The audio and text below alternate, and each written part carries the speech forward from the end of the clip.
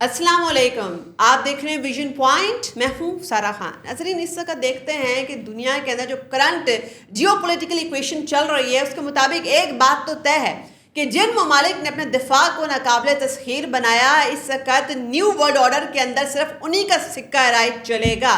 अब ऐसे में पाकिस्तान, जिसने मार्का हक के ज़रिए से दुनिया भर को ये बावर करा दिया कि हमारा दिफा नाकाबिले तस्खीर है, मल्टीपल एवेन्यूज़ पाकिस्तान के लिए खुल रहे हैं। इकनॉमिकली देखें, अगर स्ट्रेटेजिकली देखें, डिप्लोमेटिकली देखें, मगर इस तमाम तनाजुर के अंदर ये जो पाकिस्तान के लिए नई अपॉर्चुनिटीज़ उभर रही हैं, इसमें जहाँ हमारे लिए बहुत ज़बरदस्त इंटरनेशनल न्यूज़ आ रही है, वहाँ हम अंदरूनी देखते हैं कि हमारा हाउस इन ऑर्डर नहीं नज़र आता। ऐसा लगता है कि अभी भी एक सियासी तलातुम खेज़ी क्रिएट करने की कोशिश की जाती है, पर्टिकुलरली फितनतुल ख़वारिज के हवाले से, जो पाकिस्तान के अंदर कन्फ्लिक्टिंग पोजीशंस ली जा रही हैं, किस वजह से ली जा रही हैं। और फिर एक और जो बढ़ता हुआ फितनतुल ख़वारिज जैसी शरपसंदी, जैसे अवामी एक्शन कमेटी की फॉर्म में भी नज़र आ रही है, इनकी बागडोर कौन हिला रहा है और पाकिस्तान इन चैलेंजेस का सामना कैसे करेगा। अब इस कॉन्टेक्स्ट में एक नई इक्वेशन के अंदर कि जब हमारा एक डिफेंस पैक्ट वो भी सऊदी अरेबिया से हो गया है, तो ये तमाम अनासर जो है कैसे हमारे अंदरूनी डायनामिक्स के ऊपर भी असरअंदाज हो सकते हैं, ये तमाम चीज़ें रखते हैं, तजिया लेते हैं। हमारे साथ मौजूद हैं जी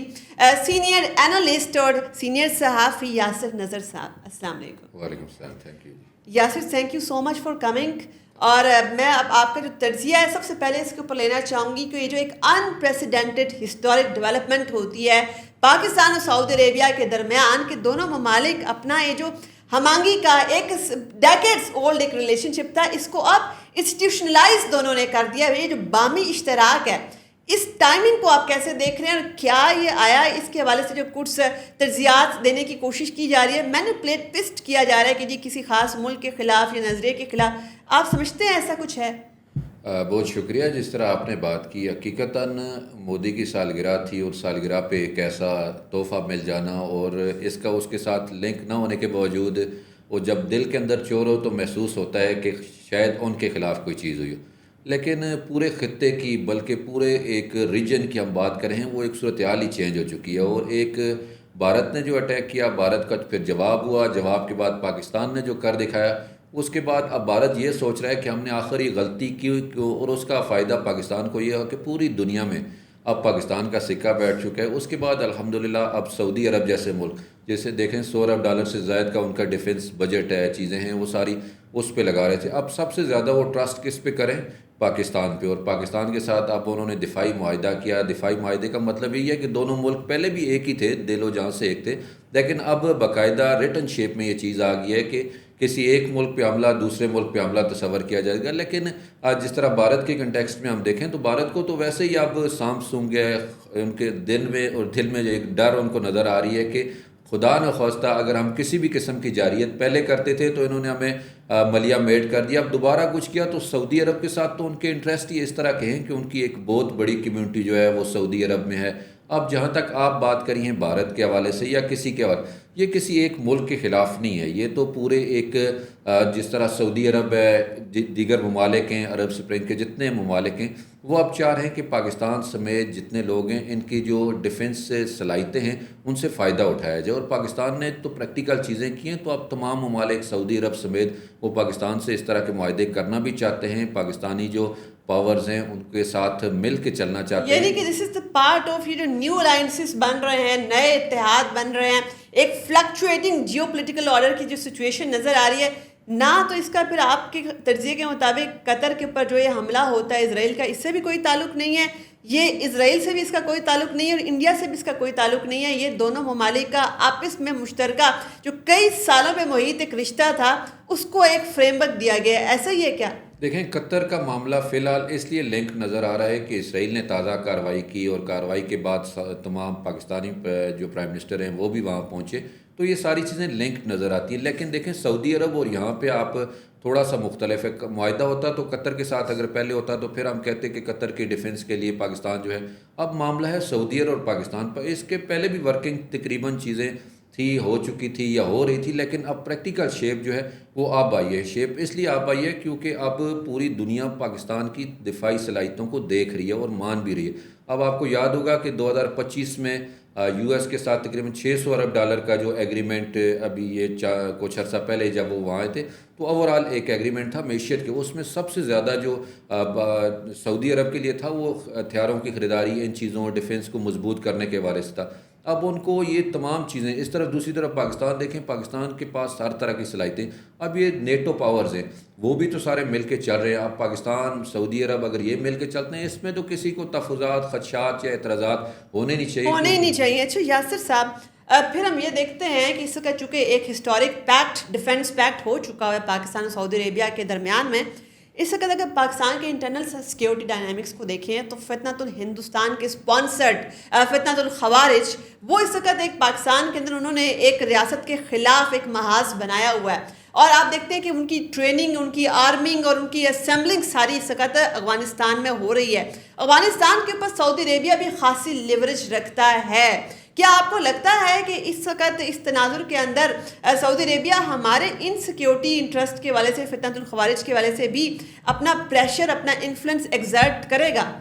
دیکھیں ہم پوری دنیا کو لیڈ کریں اور ہمارے لوگ، اپنے ہی لوگ جو ہیں وہ اس چیز کو ایک فتنہ بنا کے، جیسے فتنہ ہے کسی کے بیک گراؤنڈ کے ساتھ لنک کر کے اس کے ساتھ وہ ہمارے فورسز، اداروں کے خلاف کریں،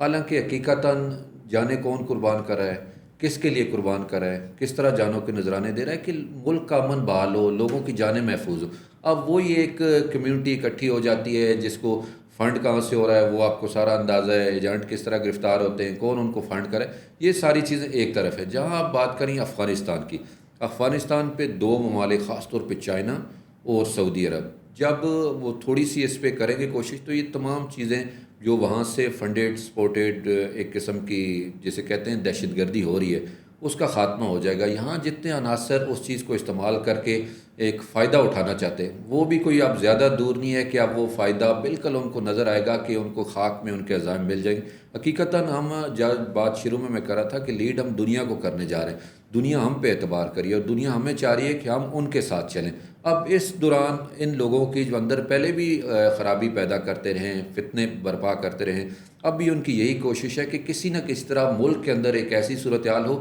کہ ایک افراتفری یا ایک نفرت کی فضا پیدا ہو، لیکن ناکامی پہلے بھی ہوئی ہے، اب بھی مجھے تو یہی نظر آ رہی ہے۔ یاسر صاحب، اللہ کرے ناکامی ہی ہو، مگر اس وقت ہم نے یہ بھی دیکھنا ہوگا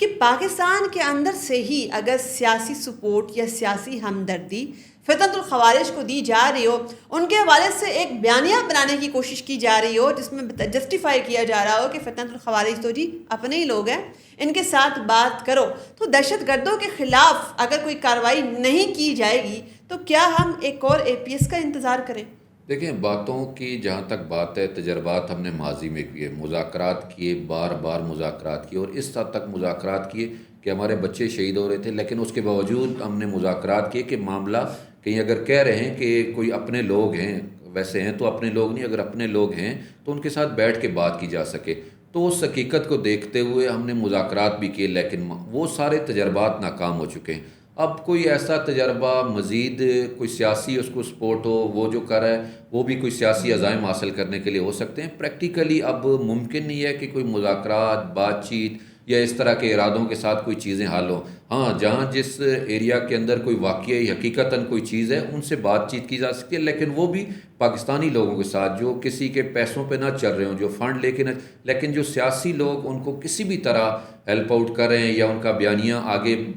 وہ پاکستان میں بھی زیادہ تر موجود ہیں، اور ان کے اکاؤنٹس جو دیکھیں کہاں سے کس طرح آپریٹ ہو رہے ہیں وہ بھی آپ کو اندازہ ہے۔ تو یہ سارے پروپیگنڈے ہوتے رہیں گے، کوشش ہوتی رہے گی، لیکن میں آپ کو پھر وہی بات کر رہا ہوں کہ دنیا میں پریکٹیکلی ہم ڈیفنس کے معاملے میں الحمدللہ اتنے مضبوط ہو چکے ہیں کہ اب دنیا ہماری طرف دیکھ رہی ہے، اور ہمارے اندر کے انٹرنل معاملات کوئی اتنا بڑا ایشو نہیں ہے کہ اگر ہم اپنے لوگ، سیاسی جماعتیں یہ جس طرح پہلے اکٹھی ہوئی ہیں، اب کچھ ایک آدھ جماعت کو چھوڑ کے اگر وہ بھی اس سسٹم میں آ جائے تو ہم دنیا میں واقعی ایشیا ٹائیگر بننے کی جو باتیں ماضی میں کرتے تھے اب ہمارے پاس لکی چانس ہے۔ یاسر صاحب، اب جو انٹرنل معاملات کی آپ بات کر رہے تھے، ایک اور انٹرنل معاملہ، اس کے اوپر بھی آپ اپنی رائے دے دیجیے گا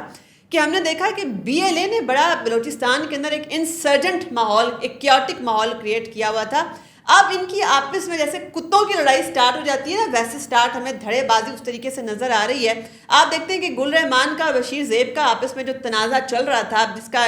اس نے بیرمامہ طور پر جو اپنے بھائی اچھو جس کا نام تھا، اس کا بدلہ لینے کے لیے گل رحمان کو بھی اس نے جو ہے راستے سے ہٹا دیا۔ اب BLA کے اندر دو دھڑے ہیں، BLA اینڈ BLA-R. اب یہ آپس میں ساری کی ساری جو ایک پیسے کی جنگ، اقتدار ہوس کی جنگ، اس کے اندر ایک عام بلوچ کب تک ڈھال بنتا رہے گا؟ دیکھیں BLA کا ذرا سا بیک گراؤنڈ پہ جائیں. 2 گروپ بن گئے ہیں. اب بننے سے پہلے کیا کرتے تھے وہ؟ جہاں پہ لوگ معدنیات کا کام کرتے تھے، اپنی گاڑیاں لے کے آتے تھے، ان سے بتہ لیتے تھے، ان سے پیسے ریسیو کرتے تھے. پھر ان کا جو آپریشنل ورکنگ تھی وہ کہاں سے ہو رہی تھی؟ باہر بیٹھی ان کی قیادت یا ان کے جو پیچھے ان کے سرغنہ تھے وہ ان کو پیسے دیتے تھے. اب کرتے کرتے ایک وقت آیا کہ فورسز ان کے بالکل قریب پہنچ چکی تھی اور کچھ کارروائیوں میں ان کا باری جسے کہہ سکتے ہیں کہ بڑا نقصان ہوا تھا. اور اس میں وہ بلوچ عام لوگ، میں اس لیے بلوچستان کی بات کروں کہ وہاں جو کاروبار کرنے والے ان کو وہ ان کے خلاف کارروائیاں کرتے تھے، منتھلی بیسس پہ ان سے پیسے لیتے تھے اور پھر مارتے بھی ان کو ہی تھے ان کے خلاف.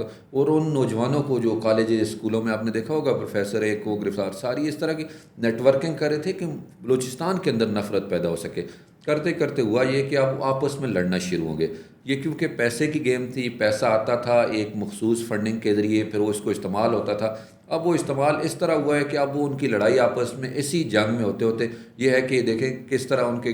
ایک تو یہ سامنے آ رہا ہے کہ کچھ لوگ 1-2 بلکہ اس میں کافی بڑی تعداد، بلوچستان کے ایک ہمارے بڑے قریبی دوست تھے کچھ دن پہلے ہمارے ساتھ، وہ کہہ رہے تھے کہ کافی بڑی تعداد میں ان کی آپس میں جو لڑائی کی وجہ سے انہوں نے ایک دوسرے کے جو لوگوں کو قتل کروایا. اور اب ان میں پھوٹ اس اور الزام ریاست میں لگاتے ہیں. پھر الزام تو ہمیشہ سے دیکھیں BLA کا ایک کنسیپٹ کیا ہے؟ BLA ایک دہشت گرد فنڈیڈ تنظیم ہے جو بلوچستان کے خلاف بھی ہے، ہماری فورسز کے خلاف بھی ہے، ہمارے ملک کے خلاف. پھر اس کا کیا کہ پاکستان اس کو فورسز کروائیں جو یا وہاں کے لوگ کروائیں یا ہماری پولیس کروائے، یہ کروانا چاہیے بھی اگر کر بھی رہے، لیکن وہ تو آپس میں پھوٹ ان کی پڑ چکی ہے، وہ آپس میں لڑ رہے ہیں. ماضی میں بھی وہ ادھر ہی تھے. اگر اس طرح کا کوئی ہوتا، کسی نے کیا ہوتا تو وہ تو خود بخود سامنے نظر ہے. لیکن حقیقتاً اب بلوچستان میں BLA کا کنسیپٹ بھی جو نظریہ سلسلہ اب آہستہ آہستہ دم توڑتا جا رہا ہے. پیسے کی جنگ یا لالچ کی ایک لمٹ ہوتی ہے. اب وہ لالچ کی جو سارا سلسلہ ہے کم ہوتے ہوتے اب اس نیج پہ آ گئے کہ ان کے اپنے گھر میں لڑائی شروع ہو چکی ہے اور یہ تھوڑے عرصے میں ان کے خلاف کوئی بڑا لگتا ہے کہ آپریشن بھی ہونے جا رہا ہے. اچھا، یہ جو پیسے اور ہوس کی جنگ ہے اور یہ جو لڑائی ہے اس کے حوالے سے کسی بھی حد تک گر جانا، ہمیں یہ ایک ایسا نیا ایکٹر ہے ابھر ہے اس کے کنڈکٹ میں نظر آ رہا ہے جو عوامی ایکشن کمیٹی ہے، آزاد کشمیر کے اندر آپریٹ کر رہی ہے. شرف پسندی کو وہ پولیٹیکل ایکٹیویزم کا نام دے رہے ہیں اور فائدہ صرف جو ہے بھارتی نیریٹو کو پہنچا رہے ہیں. آپ کے خیال میں یہ جو عوامی جوائنٹ ایکشن کمیٹی کی یہ جو ایک شرف پسندی ہے کہاں تک جائے گی؟ دیکھیں یہ ایک ایسا سلسلہ ہے کہ جو وہاں پہ لوگ اکٹھے ہو رہے ہیں، کس طرح اکٹھے ہو رہے ہیں اور کس طرح اکٹھا کیا جا رہا ہے. پھر سوشل کمپین چلائی جا رہی ہے اور چلائی کیا جا رہی ہے کہ ایک ریاست سسٹم کے خلاف اور کسی کو فیور کرنے کے لیے اپنا ایک علادہ وہ اسٹیٹ سلسلہ شو کرنے کے لیے کوشش کی جا رہی ہے. لیکن پریکٹیکلی یہ چیزیں اس لیے ممکن نہیں ہیں کیونکہ لوگ وہاں کے جو لوگ ہیں وہ کسی نہ کسی حد تک اس چیز کو سمجھتے ہیں کہ کون کس طرح کا پروپیگنڈا کرے. لیکن بدقسمتی یہ بھی ہے کہ کچھ لوگ اس پروپیگنڈے کا شکار بھی ہو رہے ہیں، وہ استعمال بھی ہو رہے ہیں اور اس حد تک استعمال ہو رہے ہیں کہ پورا ہمارا جو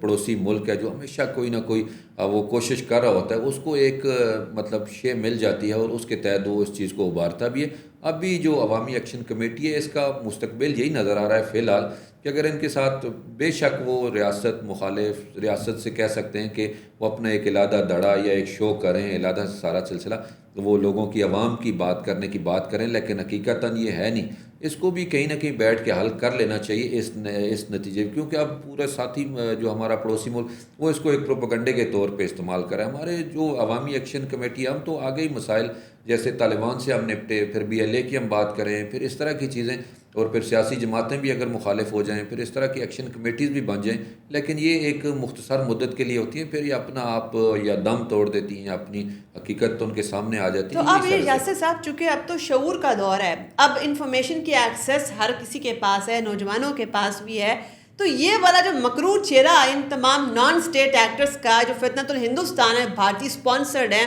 جس میں چاہے BLA ہو، چاہے یہ TTP ہو، چاہے ابھی عوامی ایکشن کمیٹی بھی ہو، کیا ان کا ایکچوئل چہرہ ہمارا نوجوان دیکھ رہا ہے؟ دیکھیں نوجوان جو کیونکہ بھارت کی ایک تعداد زیادہ ہے، جو آپ کے فیس بک، یوٹیوب جتنے بھی میڈیم ہیں ان پہ وہ چیز زیادہ آتی ہے جو سرچ زیادہ ہوتی ہے، پروپیگنڈا یا جو بھی چیز وہ آپ کے سامنے جو سرچ ہو رہی ہو یا آپ کو فیڈ کیا جا رہا ہے وہ ہمارے نوجوانوں کے آگے سے بھی گزرتا ہے سسٹم کے. لیکن ہمارے نوجوان کیونکہ پاکستان ایک ایسی قوم ہے جس میں ویل ایجوکیٹڈ کے ساتھ ساتھ بہت شارپ مائنڈ کے نوجوان ہیں، پوری دنیا میں اپنا کردار ادا کریں. اب ریاست جس طرح کوشش کر رہی ہے کہ آہستہ آہستہ یہ ساری چیزیں ہمارے نوجوانوں کو وہ چیزیں بتائی جائیں جو حقیقت میں ملک کی بہتری کے لیے یا ان کی بہتری کے لیے. اب ہماری نوجوان نسل سمجھ بھی رہی ہے آہستہ آہستہ، ان کو چیزیں جو ایک پروپوگنڈا تھا وہ کھل کے سامنے آ رہا ہے، تو ان کو بھی سمجھ آ رہی ہے کہ حقیقت کیا ہے اور غلط کیا ہے، اور غلط کون کر رہا ہے، اسٹیٹ کے خلاف کون ہے، ملک کے حق میں کون ہے. یہ ساری چیزیں نوجوانوں کو بھی سمجھ آ رہی ہیں، اور توقع یہی کریں کہ یہی نوجوان نسل جو ہے پاکستان کا مستقبل تبدیل کرے. اسی نوٹ کے ساتھ، یہی آپٹمسٹک نوٹ جو آپ نے اینڈ پہ کاسٹ کیے، اس کے ساتھ آج کی نشست کنکلوڈ کرتے ہیں. آپ کے کمپریہنسو انالیسس کا بہت شکریہ. اجازت دیجیے. اللہ حافظ.